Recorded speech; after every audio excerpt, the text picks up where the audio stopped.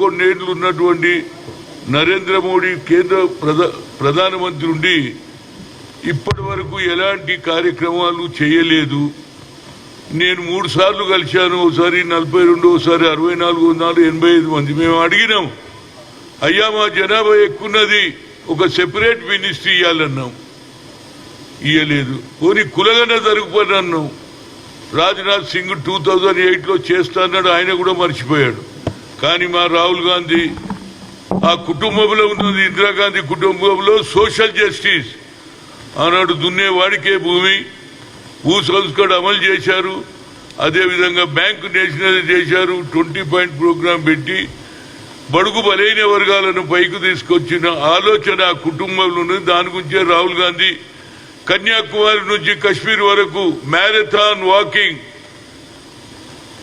5500 కిలోమీటర్లు నడిచిన వాడు దేశంలో ఎవరు లేరు, అది రాహుల్ గాంధీ.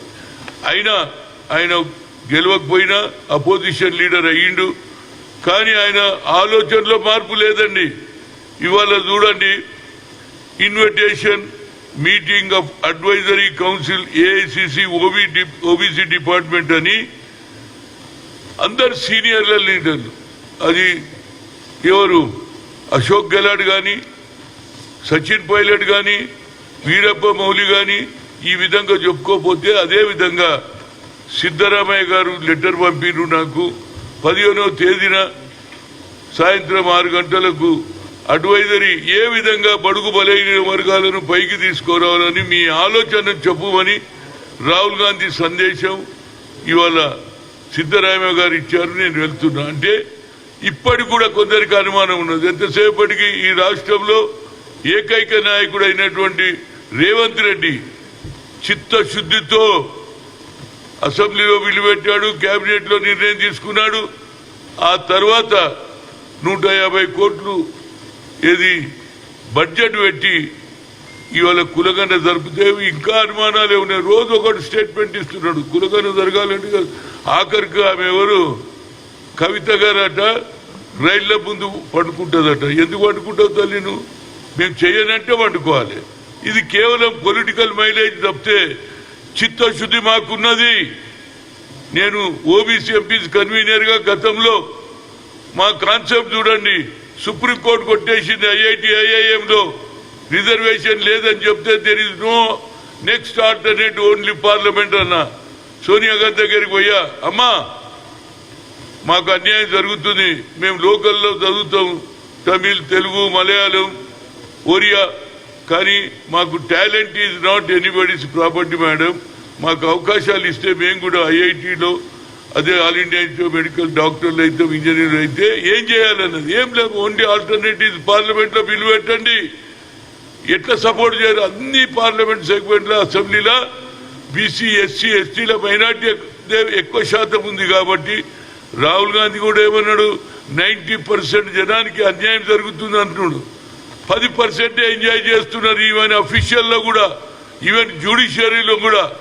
కానీ ఆయన పట్టుదల చూడండి, దీన్ని కొనసాగించాలి తప్పనిసరిగా ఆలోచన చేసి ఇవాళ ఏది all India OBC chairman Anil Yadav సమక్షంలో ఇవాళ సిద్ధరామయ్య గారు ఏది కర్ణాటకలో మీటింగ్ పెడుతుంటే దానికి అందరం పోతున్నాం. అందులో మా ఆలోచన ఏమిటి, ఇది యావత్ భారతదేశంలో ఇంప్లిమెంట్ కావాలి, తిరగాలి, చెప్పాలి. ఇవాళ మన జనాభా ఎందుకున్నది, అంబేద్కర్ ఆలోచనని ఎందుకు తుంగలో తొక్కేస్తున్నారు ఏది ఎన్డీఏ గవర్నమెంట్ అని చెప్పడానికి మనం అందరం ప్రయత్నం చేయాలని చెప్తూ, ఏదైనా నాకు కూడా ఆహ్వానం పంపించినందుకు, అదేవిధంగా మల్లికార్జున్ ఖర్గే గారికి, రాహుల్ గాంధీ గారికి, సిద్ధరామయ్యకు అందరికీ ఆ తరఫున మన రాష్ట్రంలో రేవంత్ రెడ్డి కూడా శ్రద్ధ వహించి కులగన జరిపిండు. ఆ కులగన జరపక ముందు కామారెడ్డిలో అనౌన్స్ చేసిండు, వీల్ గివ్ 42%. దానికి మేము ఖచ్చితంగా ఉన్నాం. ఎవరు ఎన్ని ఆర్టికల్ రాసుకున్నా, ఎన్ని ధర్నాలు చేసినా, అదేవిధంగా మహిళల రిజర్వేషన్ కూడా పట్టుబడుతున్నటువంటి రాహుల్ గాంధీ గారు ఇవాళ కులగన జరగాలి, అన్ని రాష్ట్రాలలో జరగాలి అని ఆలోచన చేసే సమయంలో ఇది సరి అయిన నిర్ణయం. నేను ముఖ్యంగా రాహుల్ గాంధీ గారికి, అదేవిధంగా మల్లికార్జున్ ఖర్గే గారికి కృతజ్ఞతలు చెప్తున్నా.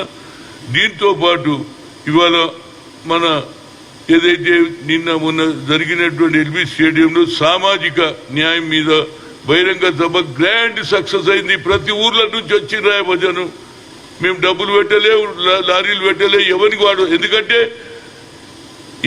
రాజీవ్ గాంధీ అయితే 5 సంవత్సరాలకు పంచాయతీ వ్యవస్థ జరగాలని ఆనాడు నిర్ణయం తీసుకొని 5 సంవత్సరాలకు అసెంబ్లీ పార్లమెంట్లు ఎట్లా ఎన్నికలు జరుగుతాయో అదే విధంగా పంచాయతీలు జరగాలి, గ్రామాలు అభివృద్ధి చెందిన నాడే దేశం బాగుపడుతుందని మహాత్మా గాంధీ ఆలోచన చేశాడు. అదే ఆలోచనని ఈనాడు ఇంప్లిమెంట్ అవుతుంది. అందులో భాగంగానే ఇవాళ నిన్న బాగా సక్సెస్ అయినందుకు నేను క్యాడర్కు వచ్చినటువంటి కార్యకర్తలకు అందరికీ నా ఉదయపూర్వక ధన్యవాదాలు చెప్తూ, మొన్న ఏదైతే మీటింగ్ జరిగిందో ఆ మీటింగ్ల కంటే ముందు సీనియర్ల మీటింగ్లో మా మల్లికార్జున్ ఖర్గే గారు 2 మాటలు మంచిగా చెప్పిండే.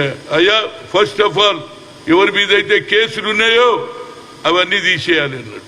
ఎవరి గురించి కొట్లాడింది? ఇంటి గురించి కాదు కదా. మా దగ్గర కూడా కర్ణాటకలో అయితే తీసేసి ఇక్కడ కూడా తీసేయాలన్నాడు. ఇంకోటి కూడా అన్నాడు, 30 తారీఖు లోపల మిగతాయి ఎవరైతే తరతరాల నుంచి 10-15 ఏళ్ల నుంచి ఎవరైతే కాంగ్రెస్ కు పనిచేస్తున్నారో వాళ్లకు న్యాయం చేయాలి, ఫుల్ఫిల్ చేయాలి అని మీనాక్షి నటరాజన్ కు అదేవిధంగా మా మహేష్ కుమార్ గౌడ్కు చెప్పడం జరిగింది. అందులో భాగమే ఇవాళ మన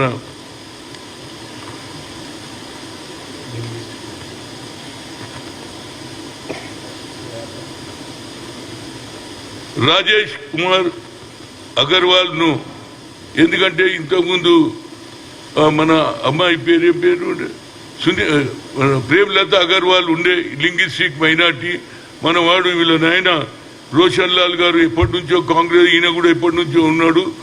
ఈయన అగర్వాల్ సమితి అంటే మార్వాడీలు ఏదైతే వేరియస్ లింగ్విస్టిక్ మైనార్టీలకు న్యాయం చేయడానికి రేపు వచ్చే మున్సిపల్ ఎన్నికల్లో కానీ రాష్ట్ర మొత్తం తిరగడానికి పూనుకున్నటువంటి రాజేష్ అగర్వాల్ కు వినతి పత్రం ఇచ్చిండ్రు. నేను తప్పనిసరిగా ఆయన వినతి పత్రంతో పాటు ఆయన అన్ని జిల్లాలు కూడా తిరగాలి. కేవలం తీసుకొని రేపు జరగబోయే ఎన్నికల్లో ఇక్కడ మున్సిపాలిటీలో కానీ పట్టణాలలో కానీ వీళ్ళ సమాజం ఎక్కున్నది. వాళ్ళని అందరినీ ఏకం చేసి గెలిపించడానికి శాయశక్తుల ప్రచేయడానికి నేను ఇంటర్వ్యూ వీళ్ళ నాయన కూడా రోషన్ లాల్ గారు ఎప్పటి నుంచో కాంగ్రెస్ ఉన్నాడు. ఇతను కూడా యూత్ కాంగ్రెస్ లో ఆనాడు ఉన్నటువంటి సుధాకర్ రెడ్డి ఎప్పటి కూడా పనిచేశాడు, బాగా యాక్టివ్ ఉన్నాడు. అగర్వాల్ సమితిలో మార్వాడి సమాజంలో మంచి పేరు ఉంది కాబట్టి ఈయన బాగా తిరిగి రేపు వచ్చే ఎన్నికల్లో ఎక్కువ శాతం కార్పొరేటర్లను గెలిపించడం కానీ ఈవెన్ పట్టణాలలో తిరిగి అందరినీ ఏకం చేసి కాంగ్రెస్ చేస్తున్న అభివృద్ధిని చెప్తూ బడుగు బలైన వర్గాల గురించి అన్ని లింగ్విస్టిక్ మైనార్టీలు ఉన్నటువంటి వాళ్ళకు కూడా న్యాయం చేయాలని మీనాక్షి నటరాజన్ కు చెప్పడం, అదేవిధంగా విశ్వనాథన్ కూడా చెప్పడం, ఆఖరికి ఆయనకు లెటర్ కూడా ఇవ్వడం జరిగింది. నేను శుభాకాంక్షలు చెప్తున్నా. ఇది ఆయన లెటరు. ఆయన 2 మాటలు ఏం చెప్తావు చెప్పు. నువ్వు कैसा काम करते हिंदी में बोलो, तेलुगु में बोलो.